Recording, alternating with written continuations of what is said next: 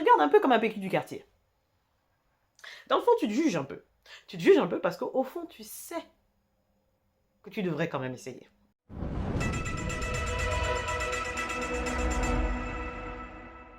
Salut le petit crassé, comment va-t-on? Écoutez-moi, salade tomate oignon, c'est toujours un plaisir de vous retrouver. Aujourd'hui est un nouveau jour.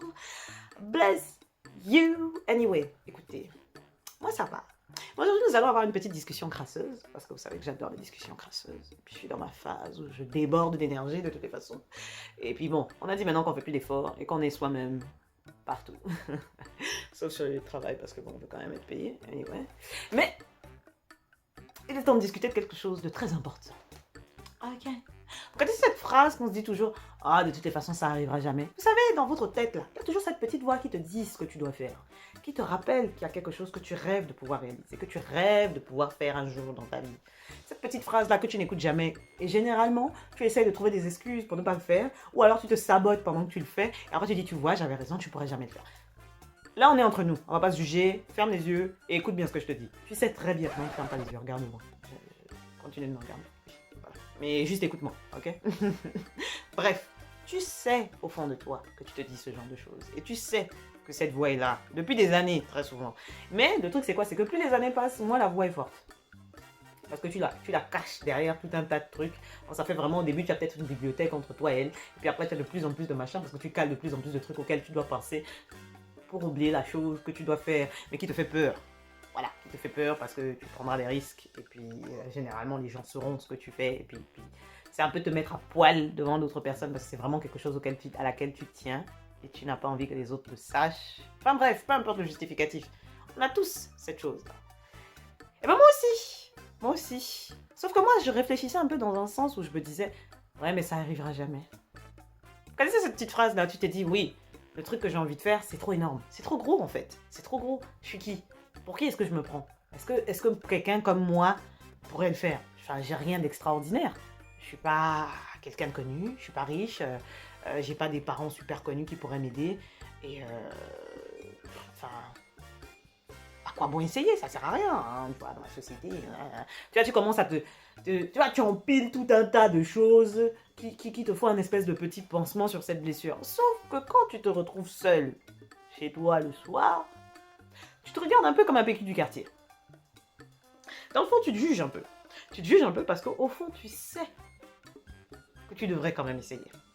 Tu sais que tu devrais vraiment essayer. Quand je dis essayer dans le sens, ah j'essaie, je mets le... Tu sais, comme les gens qui tentent, ils sont à la plage ou dans la piscine, ils mettent juste, ils trempent un peu le pied à la température de l'eau et puis ils voient que l'eau est froide et puis ils font, ah non c'est bon. Voilà, non, on parle pas de ce type d'essayer là. Je parle d'essayer, genre tu sautes dans la piscine même à plat, tu plonges, tu fais les saltos arrière avant d'atterrir dans l'eau, tu tentes ton coup. Si tu bois la tasse, tu bois la tasse. Si tu ne bois pas la tasse, mon frère, à un moment ou à un autre, tu vas sortir de l'eau, ok? Ok, bref. Et malheureusement, jusqu'à il n'y a pas longtemps, enfin, pour moi, j'appelle ça une forme de sabotage. C'est une forme de sabotage, mais en vrai, c'est aussi à cause de la société. Parce qu'on va pas se mentir, notre société, c'est un peu une escroquerie, d'accord? D'un côté, on te demande de faire des choses, de réaliser des choses, de faire des choses, mais on te juge si tu échoues. On te fait avoir honte si tu échoues. Mais on te demande de faire des choses quand même. Genre, prends des risques, mais réussis du premier coup. Parce que sinon, on va se foutre de ta gueule. Sinon, on va se foutre de ta gueule. Et ça, pour moi, c'est un peu une énorme escroquerie parce que du coup, beaucoup de gens ont peur de prendre des risques. Et beaucoup de gens se disent, à quoi bon essayer? Je n'ai aucune garantie de réussir. Mais quelle est la garantie qu'on a en vrai dans la vie? Qu'on va mourir. C'est la seule garantie que tu as à 100%. Il y a toujours un petit doute. Tu as toujours un petit doute. Il y a 2 ou 3 trucs où tu peux être sûr, tu vois. Tu sais qui est ta mère et ton père. Et encore, parfois certaines personnes ont des surprises, tu vois. Donc, la seule chose dont tu es sûr à 100%, c'est que tu vas mourir. Donc, se baser sur le fait que je ne suis pas sûr que la chose que je vais faire va réussir n'est pas un justificatif de non-action. I'm just saying. Je dis ça pas juste pour toi, hein, je dis ça pour moi aussi, hein, la preuve.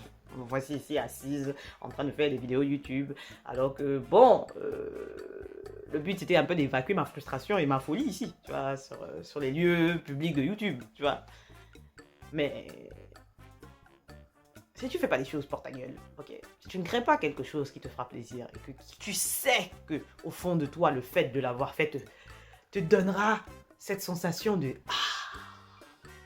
dopamine puissance 4490, bah, souvent ce type de dopamine-là, si tu ne fais pas les choses dont tu rêves et dont tu as envie, bah, souvent tu ne l'as pas, quoi.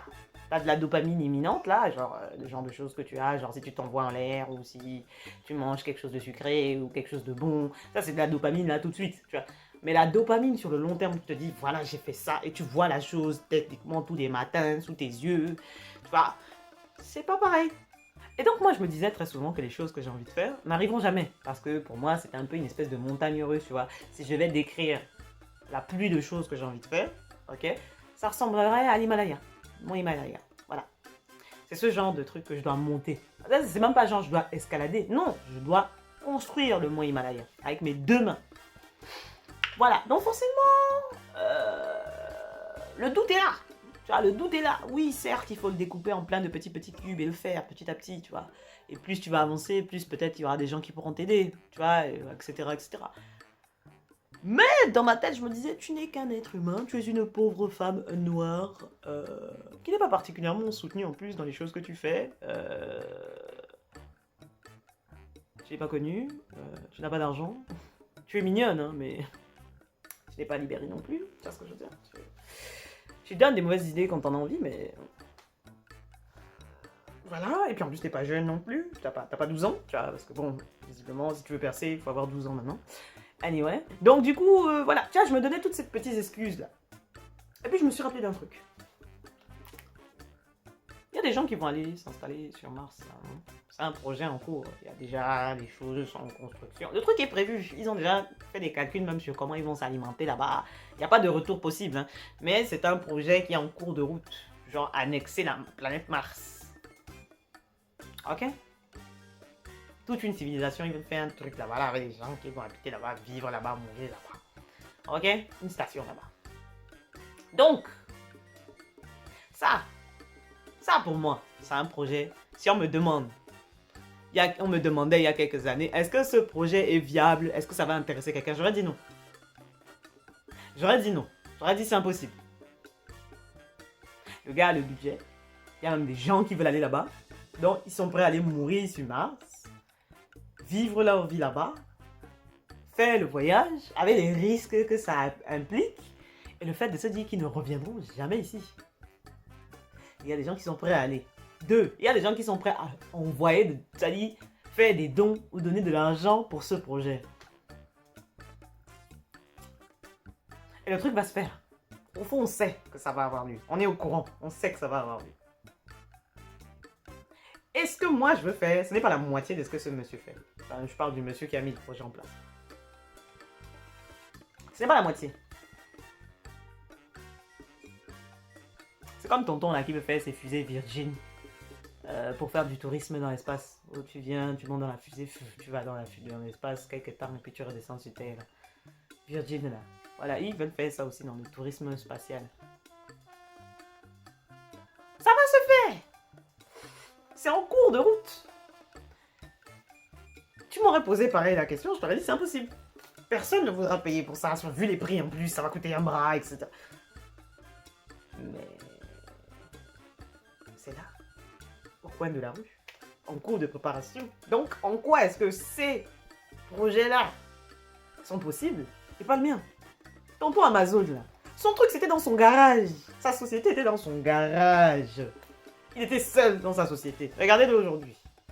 Donc, pourquoi est-ce que lui, son truc Amazon à l'époque, si on se basait sur ce qu'on regardait, on se disait qu'il allait rester dans son garage, ça n'allait jamais marcher. Non mais, si on va là-dedans, n'est-ce pas? Regardez-le aujourd'hui. Il a juste posé l'action. Et tout ça pour dire que vous tous, parce que je suis incluse hein, dans la menace que je suis en train de vouloir sortir, ok? Vous tous là, qui regardez la vidéo, vous avez tous des idées géniales. J'ai pas besoin de vous poser la question. Vous en avez. Votre cerveau vous a donné une idée. Vous avez un truc. Moi, je dis que c'est un cadeau du patron. Le patron, il te donne un rôle. Il te dit, toi, tu vas venir sur Terre.